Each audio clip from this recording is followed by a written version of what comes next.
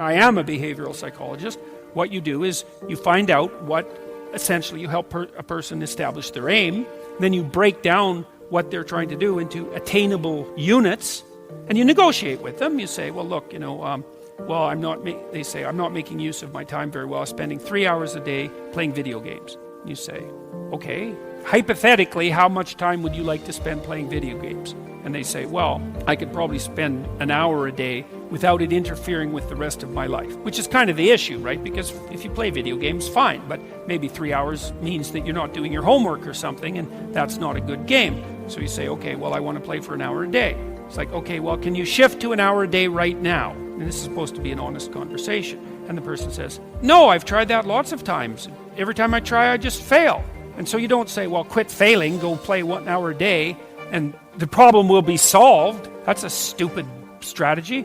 You say, okay, well, look, you think about this, and don't agree to do this unless you think you will do it, because otherwise it's just a waste of both of our times. It's like, do you think that you could track how much time you spend playing video games for 1 week? Don't change anything. Just track it. And they think, yeah, I could probably do that, but I might miss a couple of days. You think, okay, fine. So here's the deal. 5 out of the next 7 days, you just track how much time you spend playing video games. And the person says, I think I can do that. Because that's what you want them to say. You want them to succeed at the improvement. It's not much of an improvement, but it's something, right? Then they come back and they say, well, yeah, I was playing about 4 hours a day. And so you say, okay, well, fine, good work, man. You got it tracked. Now we know the parameters of your problem. It's actually a little worse than you thought, but at least you had enough sense to measure it. We know where you're at. Okay, do you think you could cut that down to 3.5 hours every day? And the person thinks, no, I'm pretty weak-willed. I don't think I can manage that. You say, well, how about this? Do you think that 2 of the next 7 days you can only play for 3 hours? You think you can manage that? And you're not cynical about this. You're not insulting the person, any of that. It's like, because you don't care. All you care is that they make some incremental movement towards their goal. And the person thinks about that, if they have any sense, and they take their weakness into account, and they think, I think I could probably do that. And then they come back the next week and they say, I managed to spend 3 hours a day playing video games for 3 days, and the rest were 4 hours. And you say, good work, man. You've just got rid of 12.5% of your problem. You're 1/8 of the way to fixing it in 1 week. And the person isn't going to be all that thrilled with themselves because they don't do the arithmetic and they don't do the projection. They think, well, I'm still pretty damn useless. I'm playing 25 hours worth of video games a week. It's nothing to pat myself on the back for. It's like, yes, it is. It's a marked, measurable improvement, and it's a move in the right direction. And then you say, okay, well, on the days you succeeded, how did you manage to succeed? And is there a way that you could do it for 4 days next week? How about that? Or maybe you could even try 5 days. Do you think you could do that? And then you also tell the person, look, the other thing you got to understand is you're not going to improve like this. You're going to improve like this. So some weeks you're going to come back and say, geez, I backslid completely and I played for 4 hours a day for 7 days. But it doesn't matter, because that doesn't mean you failed. It just means that you slid back. You want to calculate it over a month or something like that. And, generally speaking, a month later, the person's down to something like 2 hours a day. And you've figured out ways of filling their time in with something productive otherwise, and they're on their way. And the general consequence of that is that every time they manage an accomplishment, they get a little stronger in character, they get a little bit more confident in their ability, they get a little bit less racked with self-disgust, they get a little bit more hopeful about the future, and they get more confident that they can make another change. And if you're patient, and you have to be patient with yourself that way, it's like you reward those incremental improvements and you don't get all cynical about them. And you think, okay, just imagine what would happen if you kept doing that every week for 10 years.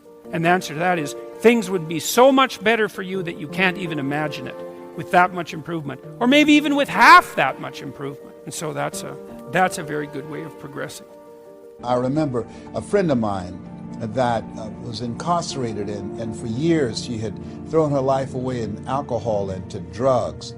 And I said, what was the moment that you turned your life around? She's been sober now for 21 years. And she said one day she was cleaning the toilet of the warden of the prison. And she said, while she's cleaning the toilet and she flushed the toilet, she said it was like an aha moment that she said to herself, if I stop doing drugs, I'll never have to clean a warden's toilet again. Isn't that interesting?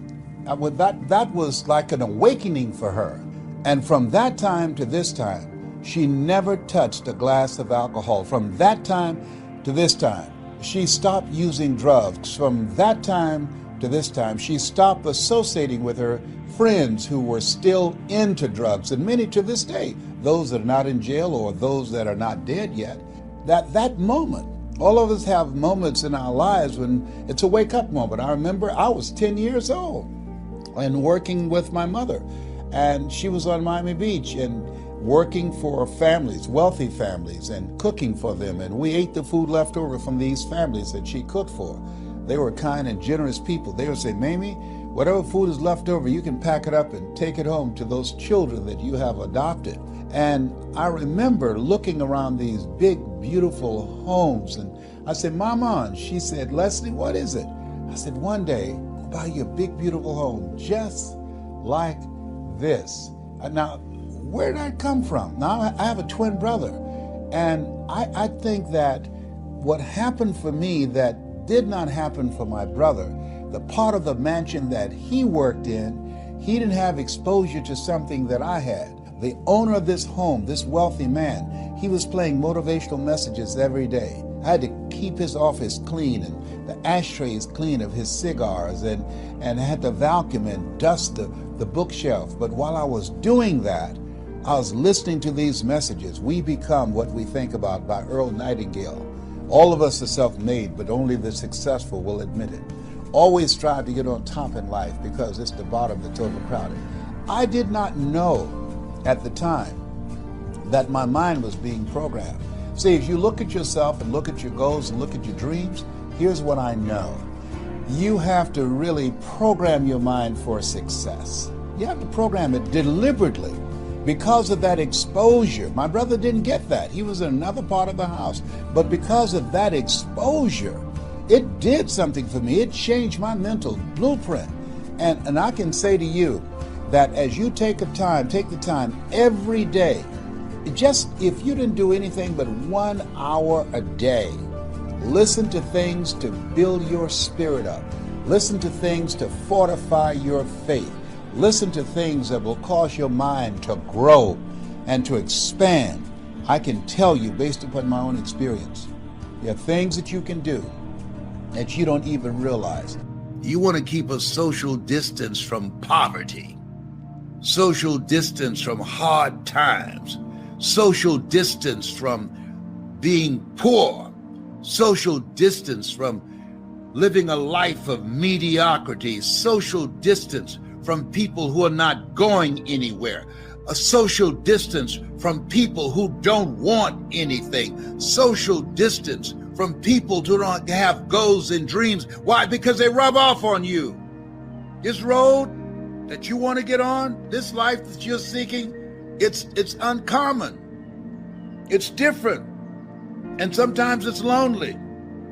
I choose not to be a common man. It's my right to be uncommon if I can. I seek opportunity, not security. I do not wish to be a kept citizen, humbled and dull by having the state look after me. I want to take the calculated risk, to dream and to build, to fail and to succeed. I refuse to live from hand to mouth. I prefer the challenges of life to the guaranteed existence, the thrill of fulfillment to the still calm of utopia. I will never cower before the master, nor bend to any threat.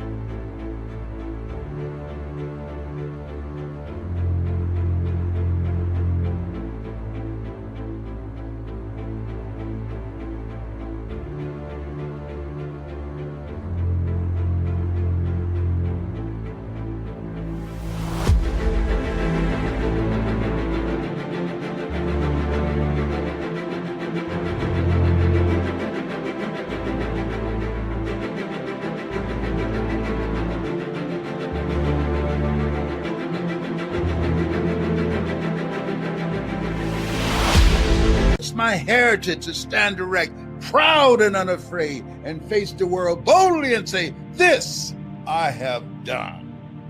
You know why you're listening to me? Because you're uncommon. Everything I'm saying is common sense, but common sense is not common practice. You're different. Get over it. Understand that. Everybody's not going to get it.